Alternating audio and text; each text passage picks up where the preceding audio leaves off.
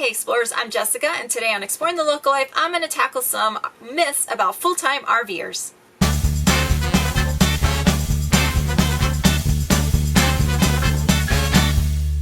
So there's this idea that full-time RVers are rich. There's also this idea that full-time RVers are poor. And they're right. There are full-time RVers that are rich. There's full-time RVers that are poor.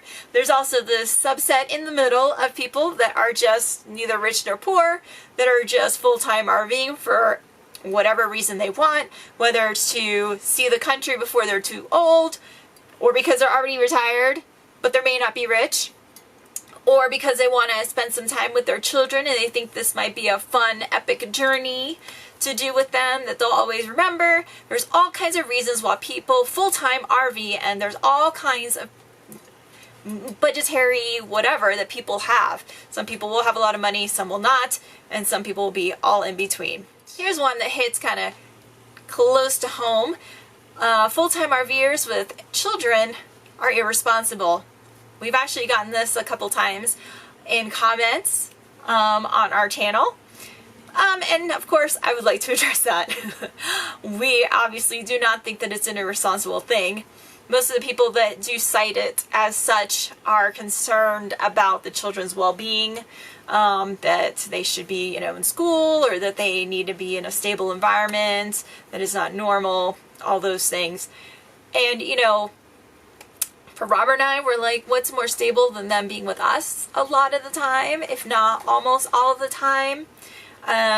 They get to see what real life is like. They get to see us working. They get to participate in a lot of household activities.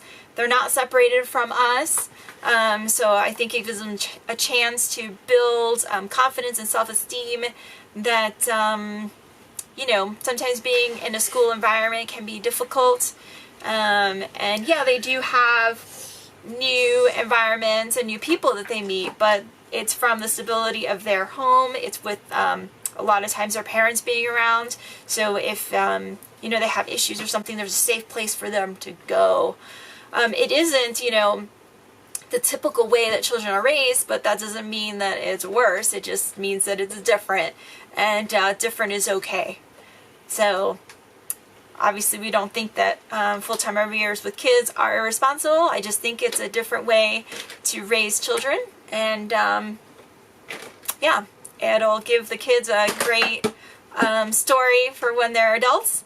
And I think it's giving them unique opportunities that they wouldn't have otherwise. Another misconception that people have about full-time RVers, in particular full-time RVers that are working age, is that they don't have real jobs.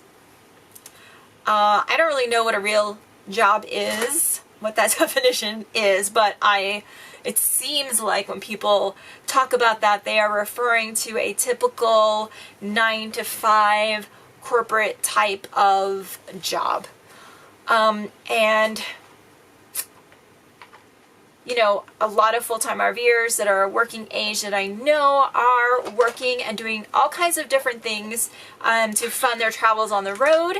And some people are, professionals, like they travel with their job, they're travel nurses. It doesn't mean that they're not saving up for retirement. It doesn't mean that they don't have insurance. It doesn't mean that they don't have those things. It's just that we have found a way to continue to get the funding we need for our lives, for savings, to pay for insurance, for retirement in a way that does not fit into the 9-to-5 box.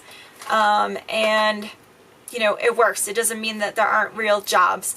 And, everybody defines what they need from work, what they need in their budget, what they need in their lives differently. So, it's a different way of looking at things. So it may not work if you would have a regular sticks and bricks kind of home, but it can work when you full-time RV. So there's different ways of doing that, funding your life and your travels. Another idea, misconception I think that comes around that's kind of similar to the real job thing is, not having a home that you're investing in. There's this whole idea if you get a sticks and bricks home, it's an investment. When you sell it, you get a lot more money versus, an RV, you lose money from it, all those things. you know, there's some truth to that. But a lot of people that are full-time RVing aren't looking at this in a investment for monetary return. A lot of us are on the road because we want to do something a little bit different. We are not here necessarily, well, I'm speaking for me right now, from us, from our family. You know, we're not here because it costs us less. We're not here because, you know, this is a great investment. We are here because it's a different way for us to live our lives. It's a way that has brought us closer together. It is an opportunity that we thought that maybe we wouldn't have in the future, so we wanted to do it now when the opportunity presented itself. You know, there is something to be said for somebody that does have a home, invest in it, and is able to sell it later, and then they have a greater they have money at the end, right? Versus when we're kind of done with this life, I'm assuming we at some point stop RVing or get a home and continue to RV. You know, the RV itself, our truck and all those things are not investment items, investments in to get a monetary return. We're doing it for the adventure of it. And, you know, I think a lot of full-time RVers are doing it for the adventure of it. You know, regardless of what we end up doing in a few years or in a decade, you know, it doesn't mean that we have to do it. It's just a different way of living. So the last one that I'm going to tackle, it doesn't mean that it is the last full-time RVer myth out there. But this is where I'm going to wrap it up, is that full-time RVers are not concerned about the environment. I've actually read this where people are just going off about how, I don't know, diesels are dirty, you know, you're wasting all this fuel getting to these places, you're just using a lot of resources, all this stuff, and I'm trying to figure out where that's coming from. For us, I think it's actually the opposite. We use a lot less of everything being in the RV. We aren't consumers anymore. We aren't constantly buying and filling up our house with stuff.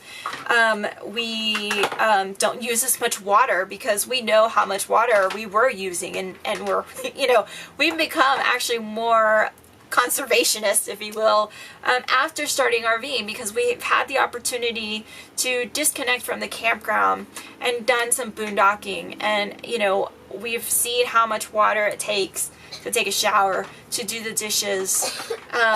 We've seen how much fuel it takes to run a generator to get electricity, how much electricity we've used. We know how much fuel it takes to get from point A to point B, and we take those things very seriously. So, you know, I think actually being a full-time RVer can give you the opportunity of seeing how many resources we actually do use, and to reconsider those and to be more careful with our environment and how we are using these precious natural resources. The only thing that I can think of is a lot of campgrounds don't recycle.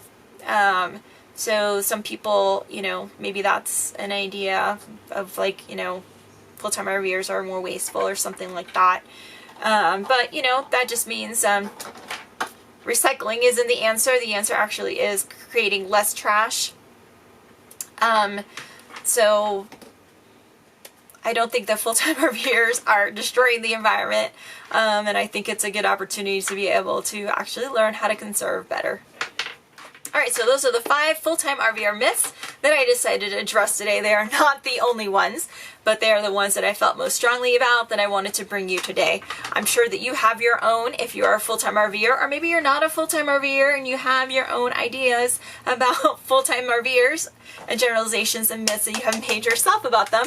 Feel free to drop them in the comments and we can have a conversation about them. Let us know if you have any questions or comments. And don't forget to hit the bell for subscriptions and notifications, and we will see you all on Wednesday for our next video. See ya!